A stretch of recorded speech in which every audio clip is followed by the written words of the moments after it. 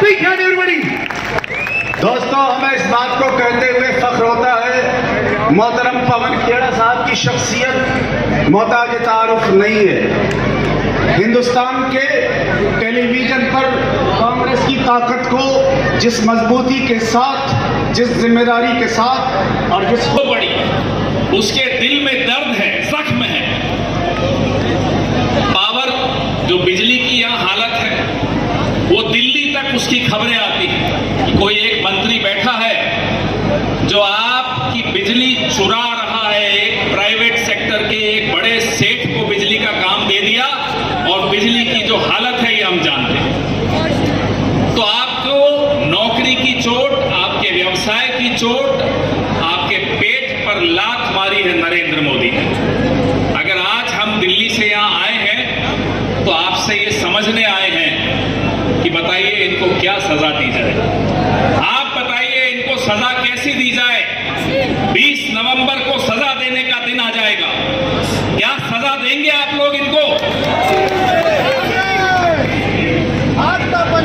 थोड़ा ऊंचा बोलिए, नरेंद्र मोदी को सुनाई देगा। आपने बोला राहुल गांधी, 4000 किलोमीटर राहुल गांधी पैदल चले, आपके लिए चले, मेरे लिए चले, हम सब भाइयों के लिए चले। वो 4000 किलोमीटर चलने की जरूरत क्यों पड़ी राहुल गांधी को? क्योंकि टीवी पे जब आप टीवी चलाकर खबरें देखते हो तो ये नहीं दिखाया जाता कि भिवंडी के उद्योग बंद हो गए, उसमें कहीं नहीं दिखेगा आपको। नहीं दिखाया जाएगा कि आपकी बिजली के बिल कितने आते हैं, वो भी नहीं दिखाया जाएगा। नहीं दिखाया जाएगा कि कैसे नौजवान को ड्रग्स की लत दी जा रही है, नहीं दिखाया जाएगा। उस पर सिर्फ नरेंद्र मोदी का हंसता हुआ नूरानी चेहरा दिखेगा। क्या वो चेहरा देखने चाहते हो आप? राहुल गांधी इसलिए सड़क पर निकले थे कि भिवंडी के कपड़ा उद्योग के मुद्दों पर चर्चा हो, उस पर बात हो, उस पर आगे क्या सुझाव हो लोगों का, कैसे उसको ठीक कर सकते हैं, कैसे दुरुस्त कर सकते हैं, इस पर चर्चा हो। दो लोगों की सरकार दिल्ली में बैठकर आपको लूटे तो राहुल गांधी तो घर पे नहीं बैठ सकता चुपचाप। वो निकलेगा, लड़ेगा आपके लिए। वो अक़लियतों की लड़ाई लड़ेगा, वो दलितों की लड़ाई लड़ेगा, महिलाओं की लड़ाई लड़ेगा, नौजवानों की लड़ाई लड़ेगा, किसानों की लड़ाई लड़ेगा। उसको कोई रोक नहीं सकता। कोशिश बहुत की उसको रोकने की, लेकिन नहीं रुका। तो राहुल गांधी अगर आपके लिए 4000 किलोमीटर चल सकता है तो आप 20 तारीख को सुबह 6 बजे उठ के पोलिंग बूथ तक तो चलोगे या नहीं चलोगे? नाश्ता और खाना बाद में, पहले बटन दबाना है। महाविकास आघाड़ी के हमारे दोस्त दयानंद भाई, आगे दयानंद जी, ये ऐसा आदमी है, इनके बारे में मैं भी सुन रहा था कि ये दिन रात आप सो जाना, ये जागता रहेगा। और ये जागता रहेगा जब तक भिवंडी की सड़कें ठीक नहीं कर देते, जब तक यहाँ के नौजवान को सही रास्ता नहीं दिखा सकते कि साहब इस रास्ते पे चलोगे तो नौकरी मिलेगी, और जब तक जो हमारी 5 सूत्री गारंटियां हैं, जब तक हमारे दयानंद जी लागू नहीं कर देते उनको, ये सोएंगे नहीं। ये आज यहाँ कसम खा रहे हैं, आज ये शपथ ले रहे हैं। नौजवान को 4000 रुपए की ये दिलवाएंगे, 4000 रुपए महीना नौजवान को दिलवाएंगे, 3000 रुपए महीना महिला को दिलाएंगे।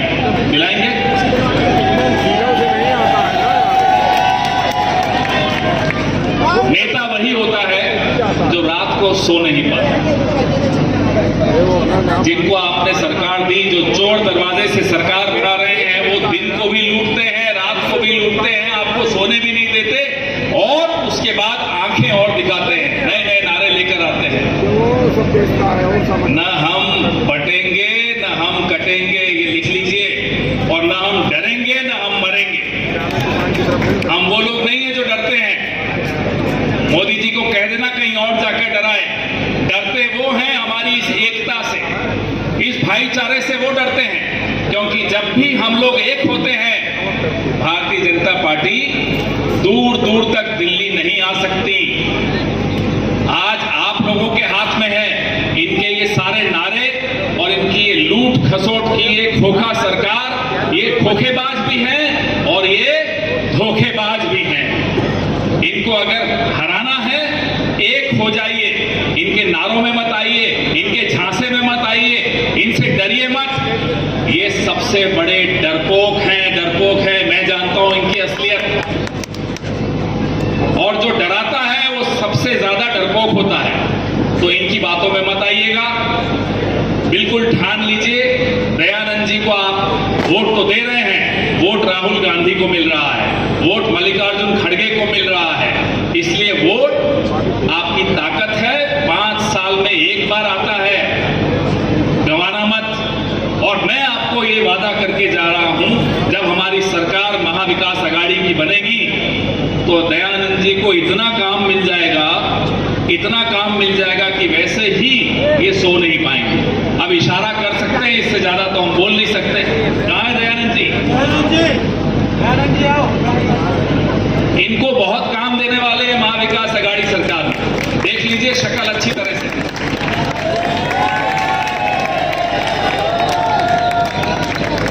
और ये तैयार है जिम्मेदारी लेने को, हम भी तैयार हैं। आज के बाद भिवंडी की किस्मत बदलने वाली है, ये मैं आपको वादा करके जा रहा हूं। 23 तारीख को फिर आऊंगा और आपके साथ मिठाई खाऊंगा, आपके साथ खीर खाऊंगा। दयानंद जी, ये वादा है हमारा। और आपको शिकायत का मौका नहीं मिलेगा। राहुल गांधी जी ने नदीम भाई को, दयानंद जी को और मुझको ये कह के भेजा है कि भिवंडी वालों को कहना कि उनके बारे में मैं बहुत सोचता हूं, उनकी सारी समस्याओं को मैं जानता हूं।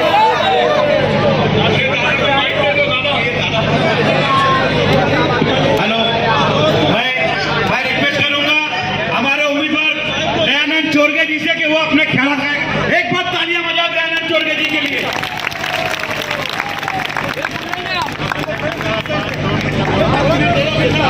आज की परिवर्तन सभा जो है, उस सभा में उपस्थित हमारे एआईसीसी के नेता पवन जी खेड़ा साहब, हमारे माइनॉरिटी के एक्स प्रेसिडेंट और उत्तर प्रदेश के एक्स एमएलए नदीम जावेद साहब, हमारे कांग्रेस पार्टी के भिवंडी शहर जिला अध्यक्ष एडवोकेट रशीद ताहिर मोबिन साहब, हमारे एक्स खासदार आदरणीय सुरेश जी टावरे साहब, इस मंच पे उपस्थित सभी हमारे महाविकास आघाड़ी के नेतागण, आज अभी